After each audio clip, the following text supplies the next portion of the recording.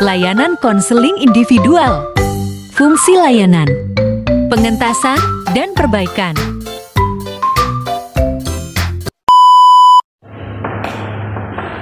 Assalamualaikum.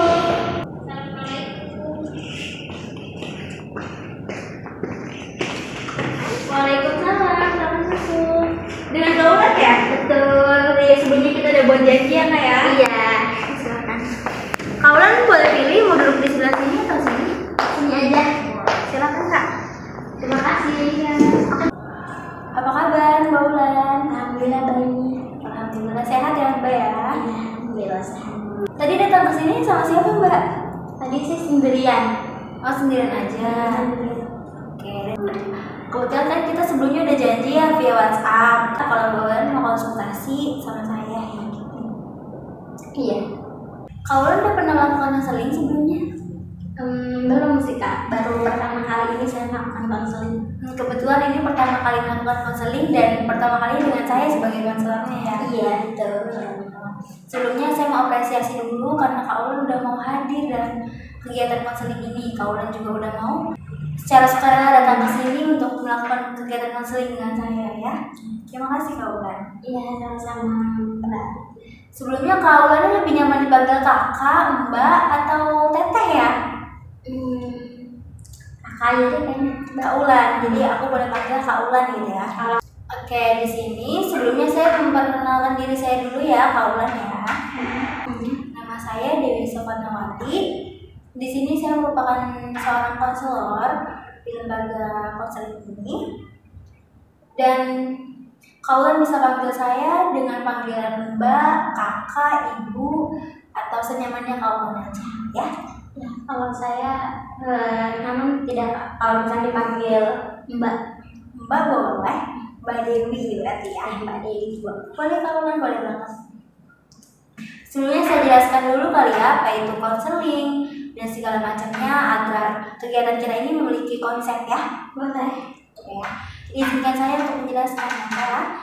Jadi konseling individual ini merupakan proses bantuan atau kegiatan secara face to face yang dilakukan oleh saya di sini sebagai tenaga profesional dan Kaulan yang bisa disebut sebagai konseling. Ya, jadi kegiatan face to face antara tenaga profesional dan konseling yang dilakukan dengan tujuan untuk mengentaskan permasalahan konseli dan membentuk pribadi konseli yang lebih optimal dan mampu mengendalikan diri. Sebagaimana yang sekarang tengah kita lakukan ya, saya di sini sebagai tenaga profesional dan Kak Ulan di sini sebagai konseli. Terus juga kita di sini berdiskusi untuk mencapai penyelesaian dari permasalahan Kak Ulan ya. Nah, lalu di dalam konseling individual ini juga ada beberapa asas yang Kak Ulan perlu ketahui. Yang pertama, ada asas kesukarelaan. Jadi, asas kesukarelaan ini di mana saya sebagai konselor tentunya harus secara sukarela dalam melayani Kak Ulan dan Kak Ulan tentunya juga dalam bercerita dan memberikan informasi kepada saya harus secara sukarela. Jadi kita berdua harus secara sukarela dalam melaksanakan kegiatan konseling ini. Gimana Kak Ulan, udah sukarela? Alhamdulillah sudah sukarela. Alhamdulillah. Kebetulan Kak Ulan datang ke sini atas kemauan diri sendiri ya Kak ya? Iya, atas kemauan diri saya. Iya. Selanjutnya ada asas kerahasiaan. Nah, jadi di asas kerahasiaan ini saya sebagai konselor telah disumpah dalam profesi saya ya, bahwa saya tidak akan mengumbar atau membocorkan data atau keterangan yang saya terima dari klien saya ya. Jadi nantinya ketika Kaulan bercerita, Kaulan mengungkapkan isi hati Kaulan, isi pikiran Kaulan, ketika Kaulan menceritakan segala informasi yang Kaulan mau sampaikan, Kaulan nggak perlu khawatir karena tentunya saya akan menjaga kerahasiaan informasi tersebut ya Kak ya. Kira-kira Kaulan udah percaya belum sama saya atau masih keberatan untuk mengungkapkan permasalahan Kaulan, untuk mengungkapkan cerita? Saya udah percaya sih Mbak. Alhamdulillah udah percaya ya Kak ya. Oke. Lalu selanjutnya ada asas keterbukaan. Nah, di asas keterbukaan ini Kak Ulan itu saya harap ya, di asas keterbukaan ini Kak Ulan saya harapkan bisa menceritakan dan menyampaikan segala ceritanya itu dengan terbuka dan dengan terus terang ya, tanpa ada yang ditutup-tutupi atau tanpa ada yang dilebih-lebihkan atau dikurang-kurangkan. Saya minta Kak Ulan dengan terbuka dan dengan terang menceritakan apa yang menjadi keluh kesah atau kebingungan Kak Ulan akhir-akhir ini ya. Saya kayak alhamdulillah. Nah, yang terakhir ada asas keputusan berada di tangan klien. Nah, nantinya solusi dari permasalahan yang telah kita diskusikan, jadi nantinya solusi yang Kak Ulan putuskan atas permasalahan Kak Ulan itu sepenuhnya Kak Ulan yang tentukan ya. Saya hanya mengarahkan ya, Kak Ulan mau kesini atau kesini gitu. Saya juga tidak akan mendoktrin atau memaksa Kak Ulan untuk mengambil keputusan yang saya tentukan, tidak ya. Kak Ulan boleh memilih secara keinginan Kak Ulan sendiri. Baiklah ya. Oke, selanjutnya Kak Ulan bisa diceritakan apa yang ingin diceritakan? Jadi saya itu habis putus dari pacar saya, dan saya itu udah pacaran udah hampir 3 tahun sama dia. Terus saya udah sekitar 2 bulan 3 bulan setelah putus sama dia.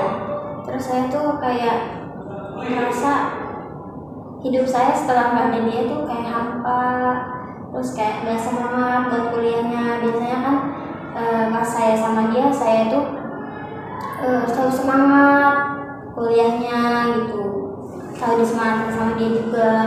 Pas semenjak kayak putus, kayak ngerasa gak ada support system buat hidup saya gitu Mbak. Iya. Jadi Kak Ulan menjalani hubungan hampir 3 tahun bersama pria tersebut. Lalu tiba-tiba sekarang Kak Ulan putus sama lelaki itu. Ya sebelumnya yang putusin Kak Ulan atau dari dianya Kak? Yang putusin dari dianya Mbak. Oh, dari dianya. Kalau boleh saya tahu kira-kira alasan dia memutuskan Kak Ulan tuh apa ya? Atau Kak Ulan kira-kira Kak Ulan tahu gak alasan dia memutuskan Kak Ulan? Yang saya tahu ya dari pas cetan terakhirnya itu, saya memang posisinya ngambek sama dia Mbak. Pas saya ngambek itu kayak, sebenarnya kamu itu sayang gak sih sama aku gitu kan. Terus kata dia sayang segala macam. Terus habis itu tuh akunya kayak masih marah gitu tuh, akhirnya gak ngebales pesan dia. Lama tuh gak ngebales-bales. Pas gak bales, aku kan bikin status juga ya. Pas aku bikin status juga kayak gak di reply story sama dia, kayak diemin aja. Terus aku tanyain kan keseriusan dia sama aku tuh gimana gitu. Pas udah kayak gitu, dia malah kayak balasnya cuek. Terus juga ya gitu, katanya merasa capek Mbak sama saya gitu. Akhirnya apa gitu ya, mungkin dia emang capek karena saya ngambek dulu atau gimana. Tapi kan yang namanya perempuan Mbak butuh kepastian gitu dari seorang lelaki. Tapi dianya malah kayak yang kayak gitu. Tiba-tiba kayak udahlah capek gitu saya sama kamu gitu. Jadi terakhir kali awal mula problem kecilnya tuh karena ngambek waktu itu ya. Nah, penyebab Kak Ulan ngambek tuh karena dianya kurang ngasih waktu atau gimana gitu. Sebelumnya kalau boleh saya tanya, Kak Ulan sama dia LDR-an atau LDR-an Mbak? Oh, kebetulan LDR-an ya. Jadi jarak terpisah oleh jarak dan waktu juga tentunya ya. Jadi kalau komunikasi lewat chatting aja. Lewat chatting, kebetulan kan dia juga di pondok. Jadi paling komunikasinya lewat chattingan, jarang ketemu juga. Paling ketemu kalau misalkan dia lagi liburan doang. Karena dia di pondok ya Kak ya? Iya, Kak Ulan kan tadi menyinggung bahwa Kak Ulan tuh ngambek ya di chattingan tuh, ngambek ke dia gitu. Penyebab awalnya Kak Ulan bisa ngambek atau marah ke dia itu kenapa? Saya tuh ngerasa sebel ya Mbak ya. Jadi kan dia itu setiap Sabtu Minggu itu latihan di sekolah gitu sama pelatih silatnya. Nah kebetulan pelatih silatnya itu teman saya kan. teman saya. Terus saya bilang minggu kemarin itu awalnya saya pengen ke situ gitu tuh. Pas minggu kemarinnya dia bilang ngiyain, iya nggak apa-apa ke situ aja gitu. Pas sebelum hari hari Sabtunya, saya nanya lagi kan, boleh kan gitu saya datang ke tempat sekolahannya gitu ngeliat dia latihan.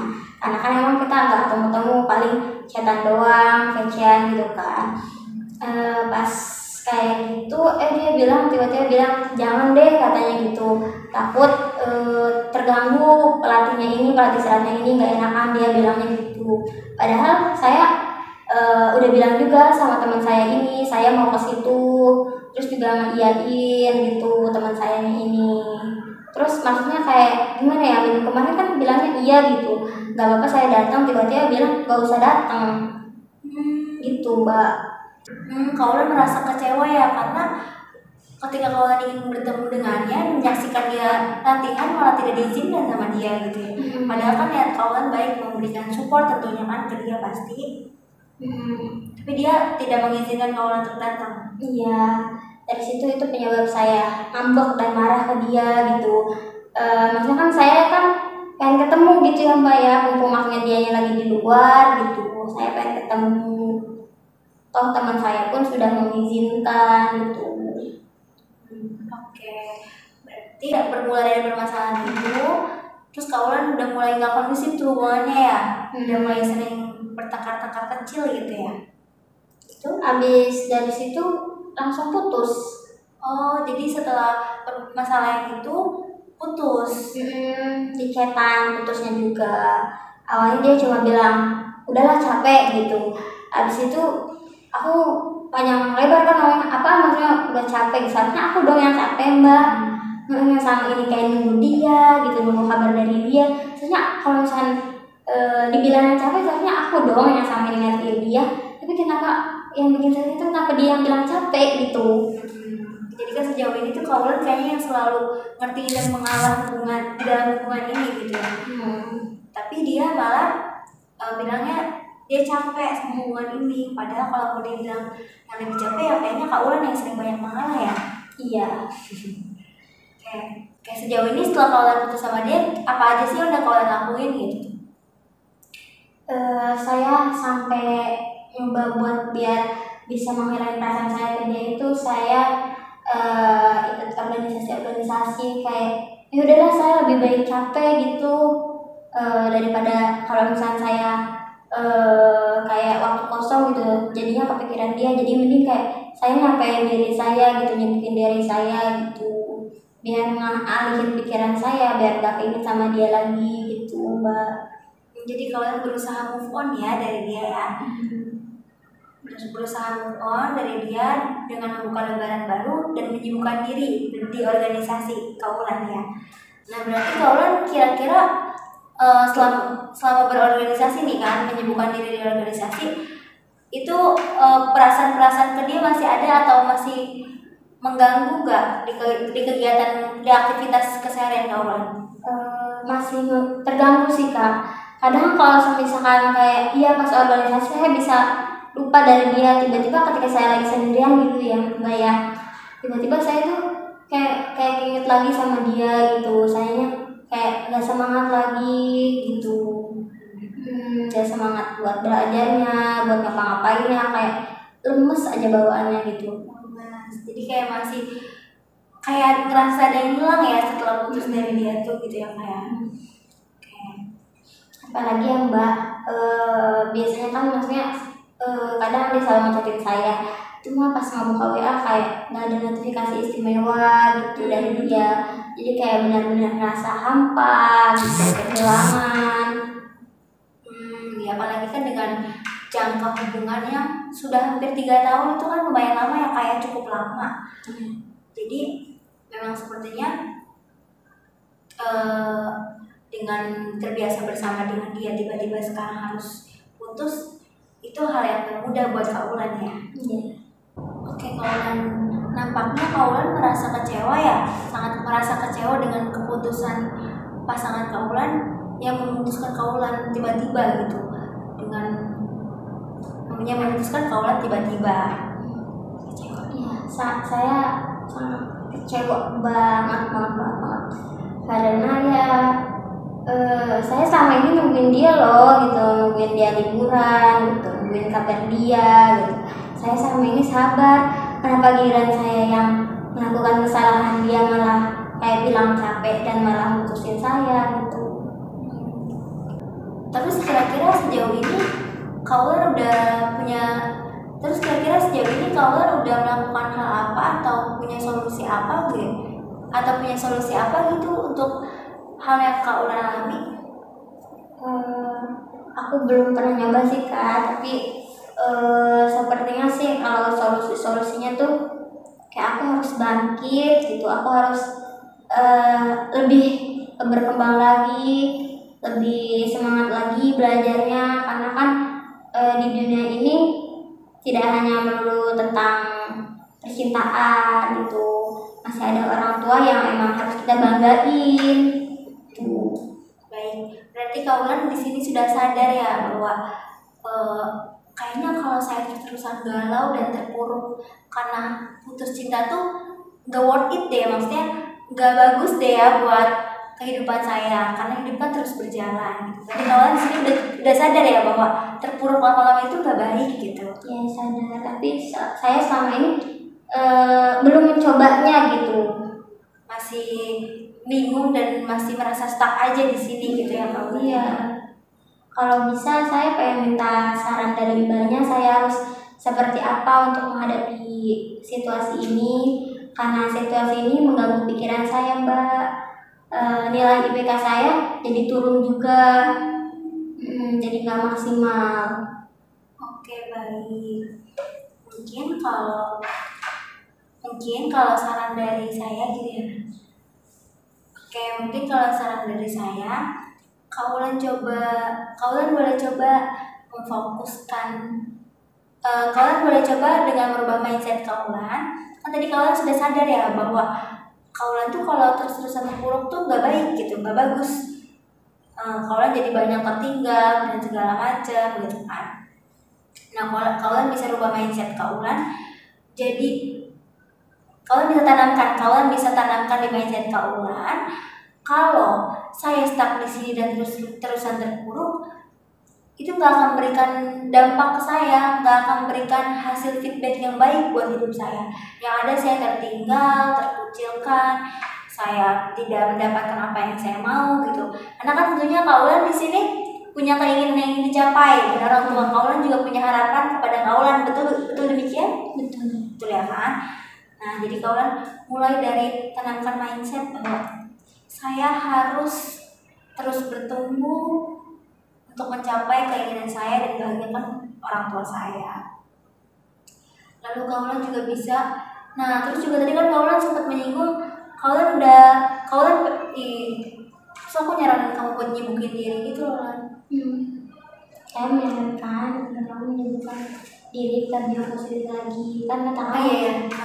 Kan kebetulan Kaulan di sini mahasiswa ya. Kaulan bisa mencoba menjadi mahasiswa yang aktif, bisa mencoba menyibukkan diri Kaulan ke hal-hal yang positif gitu. Jadi Kaulan gak terbayang-bayang lagi sama kenangan Kaulan bersama sang mantan. Jadi saya minta Kaulan untuk lebih memilah dan memilih. Kayaknya hal yang saya lakukan itu udah, jadi saya menyarankan kepada Kaulan untuk bisa lebih memilah dan memilih hal-hal yang lebih baik Kaulan prioritaskan. Gitu ya Kaulan ya. Baik Mbak. Juga minta Kaulan buat tetap semangat menjalani hidup gitu. Karena kan di sekitaran Kaulan, termasuk saya juga akan mendorong dan mensupport Kaulan selalu, supaya Kaulan bisa keluar dari zona gamonnya Kaulan gitu ya. Jadi sejauh ini yang Kaulan inginkan tidak. Jadi sejauh ini Kaulan gak pengen kan balikan sama mantan? Tidak ya. Jadi Kaulan mau fokus melanjutkan hidup saja kan, tanpa kenangan dari sang mantan, tanpa sosok sang mantan gitu ya. Iya, jadi kalau Kaulan fokus ke depan, Kaulan tidak perlu mengingat-ingat lagi. Kaulan sudah mencoba belum untuk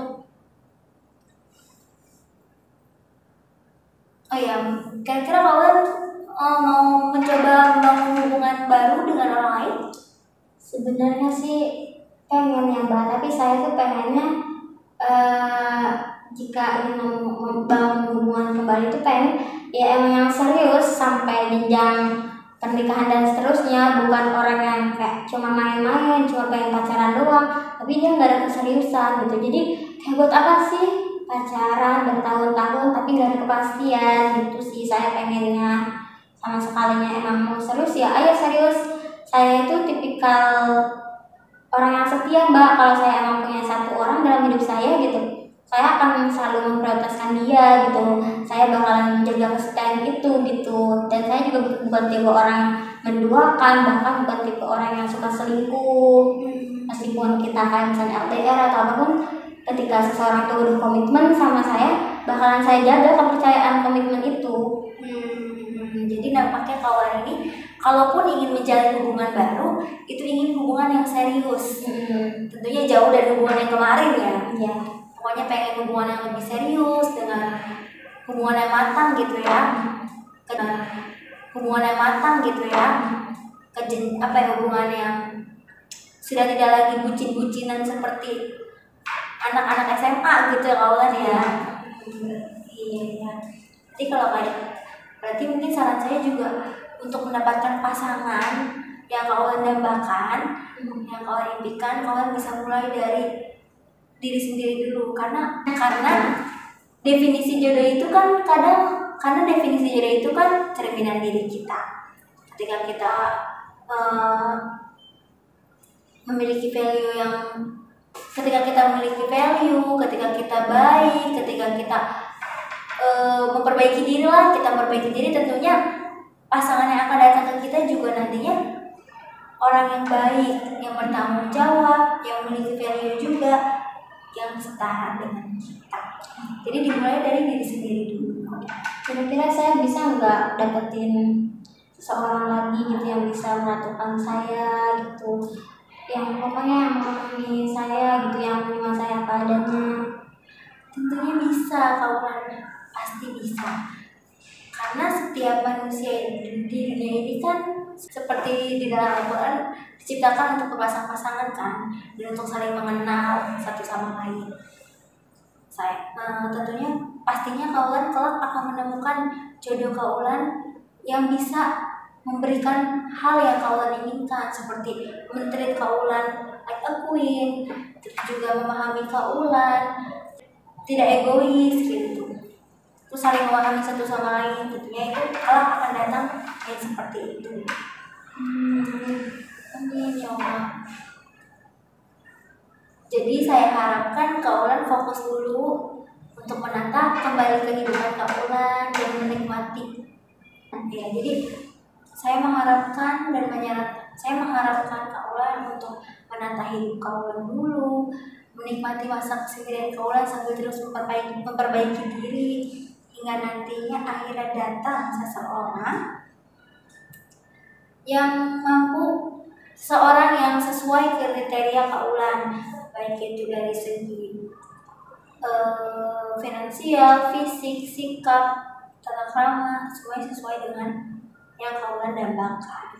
Semoga kaulan kelak bertemu dengan laki-laki yang soleh dan bertanggung jawab serta mampu memberikan hal yang kaulan inginkan ya. Terima kasih atas sarannya. Oke, ya kira-kira sejauh ini kaulan merasa lebih lega? Ya, saya merasa lega bisa menceritakan masalah saya didengarkan oleh Mbak gitu.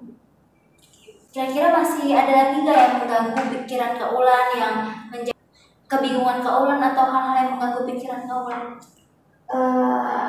Ada sih Kak, yang membuat saya kayak gimana ya, lebih sakit hati gitu dibandingkan setelah putus itu. Dia bilang sama saya, katanya kan dia mau fokus belajarnya gitu kan, mau fokus sama yang dia cita-citakan gitu ya, nggak mau kayak cita-citaan dulu lah.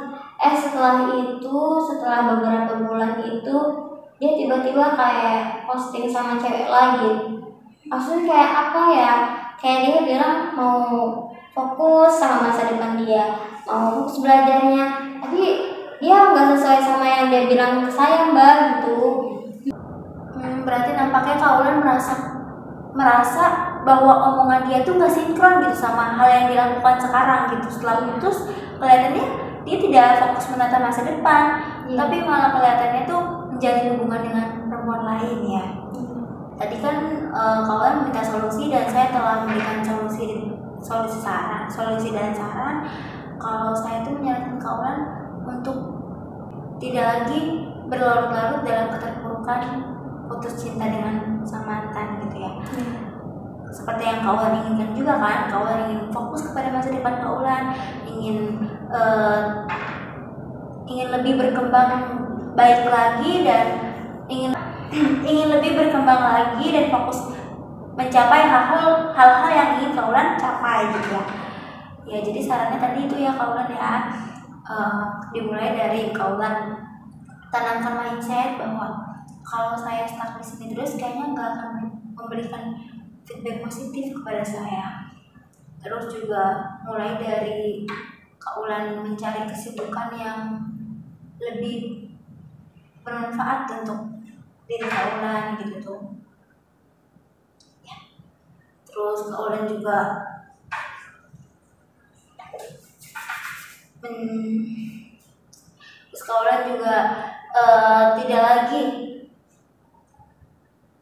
tidak lagi sering overthinking memikirkan dia yang sudah tidak bersama Kak Ulan.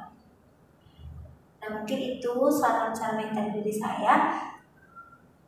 Selanjutnya Kak Ulan boleh memilih mau mengikuti saran yang tadi saya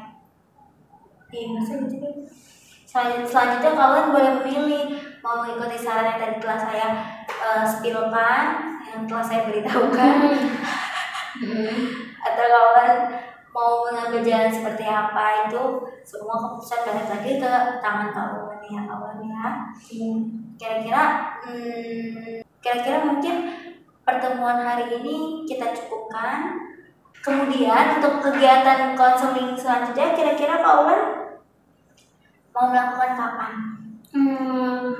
Kemungkinan di hari libur ya Kak, di hari Sabtu atau tidak Minggu, karena saya kan Senin Selasa kuliah, terus juga Rabu Kamisnya menjadi tugas Kak.